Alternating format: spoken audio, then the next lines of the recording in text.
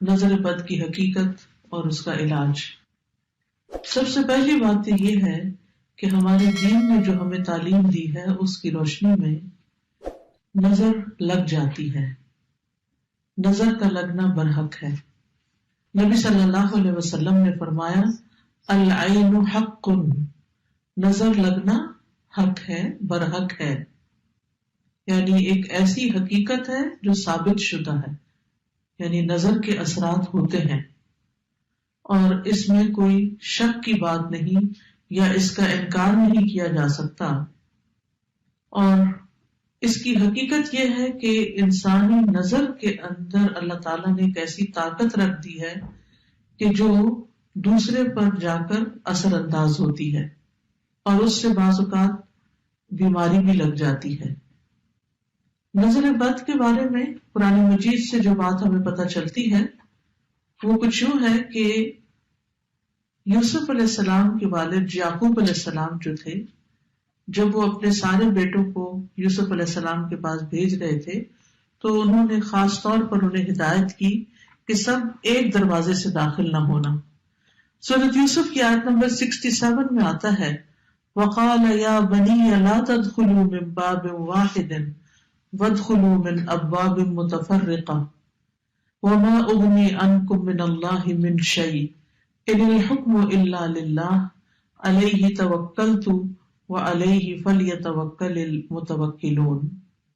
یعقوب علیہ السلام نے کہا اے میرے بیٹو، ایک دروازے سے داخل نہ ہونا اور الگ الگ دروازوں سے داخل ہونا، اور میں تم سے اللہ کی طرف سے آنے والی کوئی چیز ہٹا نہیں سکتا، یعنی اگر تمہیں نظر لگ گئی تو میں تمہیں کچھ کام نہیں آ سکتا۔ حکم اللہ کے سوا کسی کا نہیں، اسی پر میں نے بھروسہ کیا اور اسی پر لازم ہے کہ بھروسہ کرنے والے بھروسہ کریں۔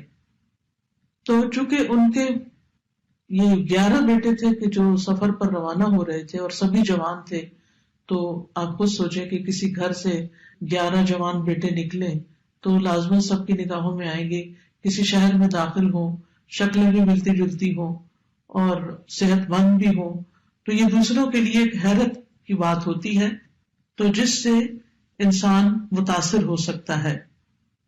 نظر جو ہے اللہ کی تقدیر اور قضاء و قدر کے ساتھ کبھی کبھی قتل بھی کر دیتی ہے، کبھی بیمار کر دیتی ہے، کبھی دہشت زدہ کر دیتی ہے، کبھی کمزور کر دیتی ہے، کبھی کوئی چیز جلا دیتی ہے۔ تو ایسا کیسے ہوتا ہے؟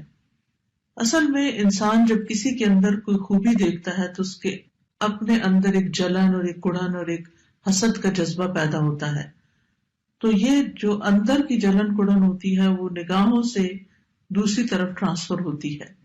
جیسے کسی کے ساتھ محبت ہو تو وہ محبت بھی نگاہوں سے پتہ چلتی ہے، نفرت ہو تو وہ نفرت بھی۔ اسی طرح بچوں کو ڈراتے دھمکاتے ہیں تو بعض اوقات منہ سے کچھ نہیں بولتے، صرف آنکھیں دکھاتے ہیں، تو اس سے وہ بچے سمجھ جاتے ہیں، حالانکہ کیا آنکھ ہی ہے نا، کچھ کر تو نہیں رہی ہوتی، لیکن آنکھ کے اندر سے نکلنے والے جو اثرات ہوتے ہیں وہ دوسرے کے اوپر جا کر اثر کرتے ہیں۔ حدیث میں آتا ہے رسول اللہ صلی اللہ علیہ وسلم نے فرمایا اللہ کی قضاء و قدر کے بعد نظر بد ہی میری امت کے اکثر لوگوں کی موت کا سبب بنتی ہے، یعنی نظر لگتی ہے، بیمار ہوتے ہیں، مر جاتے ہیں، جانوروں کی موت کا باعث بھی بنتی ہے۔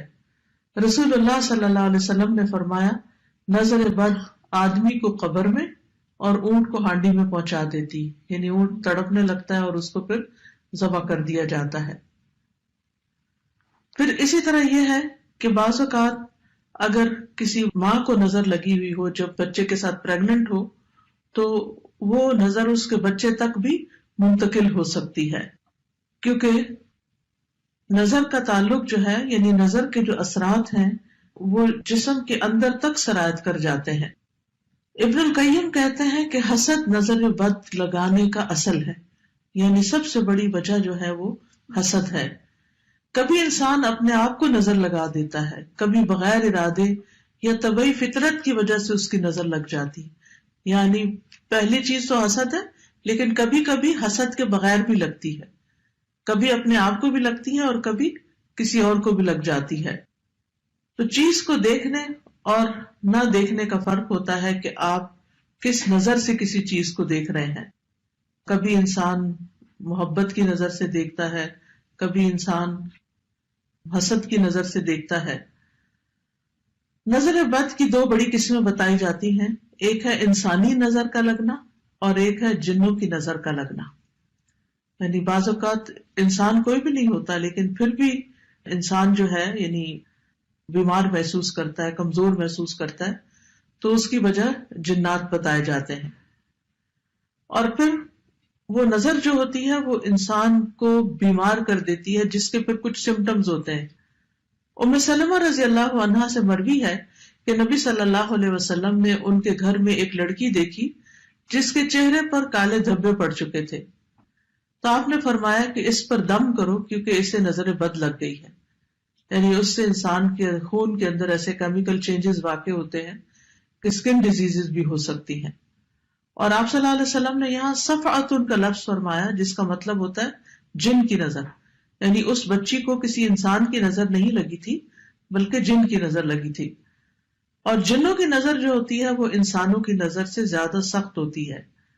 ابن باز کہتے ہیں کہ نظر کا لگنا برحق ہے جیسا کہ رسول اللہ صلی اللہ علیہ وسلم نے فرمایا، اور یہ انسانوں سے بھی لگتی ہے اور جنات سے بھی لگتی ہے.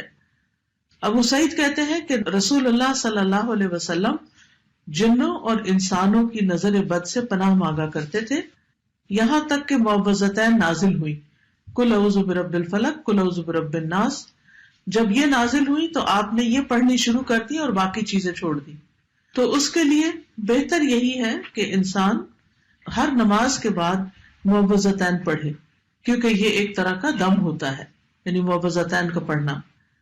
تاثیر کے اعتبار سے نظر کی کچھ اقسام ہیں. ایک ہے العین المعجبہ، خوشی یا تعجب والی نظر، حیران ہو کے کسی چیز کو دیکھنا، خوش ہو کے کسی چیز کو دیکھنا. تو یہ بھی دوسرے کو بعض اوقات لگ جاتی ہے اگر انسان ساتھ برکت کی دعا نہ دے. اسی لیے جب آپ کسی دلہن کو دیکھیں تو ماشاء اللہ بارک اللہ فی، اللہ برکتیں دے، دعائیں کریں، عید مبارک. کیوں کہتے ہیں؟ کیونکہ جب دیکھتے ہیں کہ اچھے کپڑوں میں ہے انسان، اچھا حال حلیہ ہے، تو دوسرے کو فوراً مبارک دی جاتی ہے تاکہ وہ انسان کی شر سے محفوظ رہے.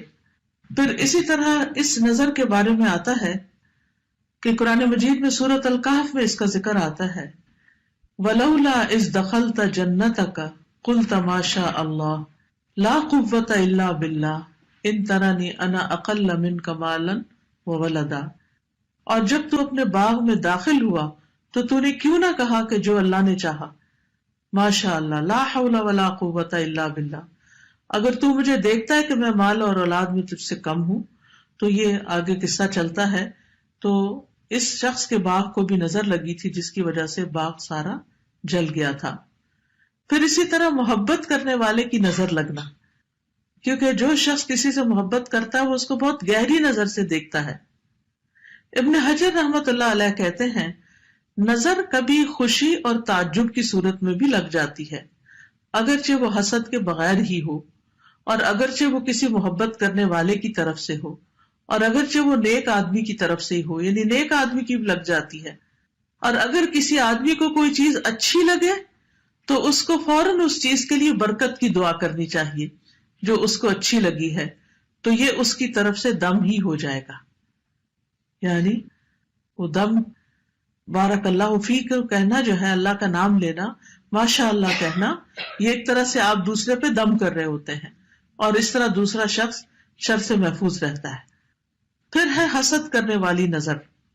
قرآن مجید میں حسد کے بارے میں بھی آتا ہے، اور یہ نظر خبیث نفس سے نکلتی ہے، اور یہ شخص دوسرے کی نعمت کو ختم کرنا چاہتا ہے. وہ ایسی نگاہ سے، جیسے کہتے ہیں نا کھا جانے والی نگاہ سے دیکھتا ہے چیزوں کو، کہ جس سے اس کا مقصد یہ ہوتا ہے کہ اس شخص کو جو نعمت ملی ہے یہ اس سے دور چلی جائے. پھر اسی طرح بیمار کر دینے والی نظر، یہ وہ نظر ہے جو بیماری کی تاثیر کے ساتھ اثر انداز ہوتی ہے، اور اس کے نتیجے میں مختلف طرح کی بیماریاں لگ جاتی ہیں. ابو ذر رضی اللہ عنہ کہتے ہیں کہ رسول اللہ صلی اللہ علیہ وسلم نے فرمایا، بے شک نظر بد آدمی کو اللہ کے حکم سے دیوانہ کر دیتی، یعنی اگر اللہ کا اذن ہو جائے، جیسے اور جسمانی بیماریاں ہوتی ہیں تو وہ بعض جو ہے وہ ایک سے دوسرے سے تیسرے میں ٹرانسفر ہوتی رہتی ہیں اللہ کے اذن سے، تو اسی طرح یہ نظر بھی اور اس قسم کی بھی تکلیف دہ چیزیں جو ہیں وہ دوسرے تک پہنچتی ہیں.